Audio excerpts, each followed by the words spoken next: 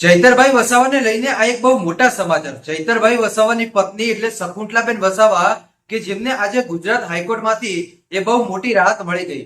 આટલા દિવસ સુધી જે આદિવાસી સમાજ રાહ જોઈને બેઠી હતી ભાઈ કે આજે નહીં તો કાલે, કાલે નહીં તો પરમ દિવસે ચૈતરભાઈ વસાવા જેલની બહાર આવશે, પરંતુ ચૈતરભાઈ વસાવાની હજી સુનાવણી હાથ ધરવામાં નથી આવી.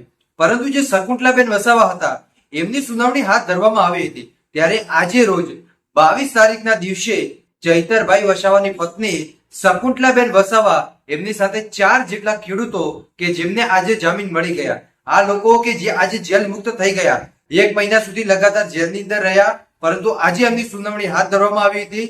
અને આજે ચૈતરભાઈ વસાવાની પત્ની એની સાથે બીજા 4 ખેડૂત ભાઈઓ કે જેને આજે જામીન મળી ગયા, આ તમામ લોકો કે જે વડોદરાની મધ્યસ્થ જેલમાંથી બહાર આવી ગયા હવે ડેડિયાપાડા જવા માટે એ ગાડીઓ લઈને રવાના થઈ જશે. પણ ચૈતરભાઈ વસાવાને હજુ સુધી રાહત નથી મળી. ચૈતરભાઈ વસાવાનો કેસ હજુ ચાલ્યો નથી ભાઈ. કઈ ચૈતરભાઈ વસાવાનો કેસ હવે ચાલશે. જ્યારે ચૈતરભાઈ વસાવાનો કેસ ચાલશે ત્યારે એ પણ જોશું ભાઈ કે ચૈતરભાઈ વસાવા ક્યારે બહાર આવશે.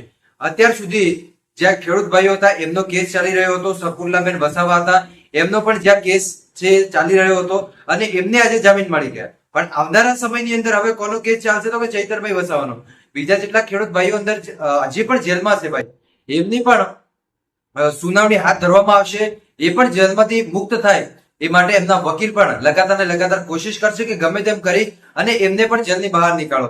અહીંયા મિત્રો જે વિશાલભાઈ દવે જે કેસ લડ્યા અને જ્યાં કેસ જીત્યા, એક બહુ સારા સમાચાર કહેવાય કે એમનો અનુભવ હતો કે કઈ જગ્યાએ આપણે ચોકો મારવો, કઈ જગ્યાએ છક્કો મારવો, એ રીતે એમને પ્રૂફ અને પુરાવા એકત્રિત કર્યા અને ત્યારબાદ આ 5 લોકોને તો જેલની બહાર કાઢી નાખ્યા, પરંતુ હજુ પણ 4 લોકો જેલની અંદર, જેમાં એક મોટું નામ ચૈતરભાઈ વસાવાનું. આગામી સમયની અંદર આપણે લોકો જોઈશું કે ચૈતરભાઈ વસાવા ક્યારે બહાર આવશે.